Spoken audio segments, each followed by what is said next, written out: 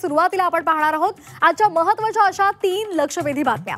पहिली लक्ष वेधून घेणारी बातमी आहे ती म्हणजे राज्यातील स्थानिक स्वराज्य संस्था निवडणुकांसंदर्भातले मनपा निवडणुकीआधी झेडपी निवडणुकांचा बार उडणार असल्याची माहिती मिळते। जिल्हा परिषदांची गट रचना त्याचबरोबर आरक्षण पद्धतीला आव्हान देणाऱ्या याचिका कोर्टाने निकाली काढल्या आहेत आणि त्यामुळे झेडपी निवडणुकांचा मार्ग मोकळा झालाय। त्यामध्ये 3 टप्प्यांमध्ये निवडणुका होणार असल्याची माहिती मिळते। त्यामुळे मनपा आधी झेडपी निवडणुका होण्याची शक्यता वर्तवली जाते। दुसरी महत्त्वाची बातमी आहे ती म्हणजे ठाण्यातील वाहतूक कोंडी संदर्भात मनसे आज आंदोलन करणार आहे। ठाणे महापालिका ते त्याच 3 हात नाका जंक्शन पर्यंत भव्य साखळी आंदोलनाचं आयोजन करण्यात आलंय। तसंच शुक्रवारी मुंबई अहमदाबाद मार्गावर वाहतूक कोंडीमध्ये अडकल्यामुळे एका चिमुकल्याचा मृत्यू झालेला होता। त्यामुळे आजच्या या आंदोलनाकडे सर्वांचंच लक्ष असेल।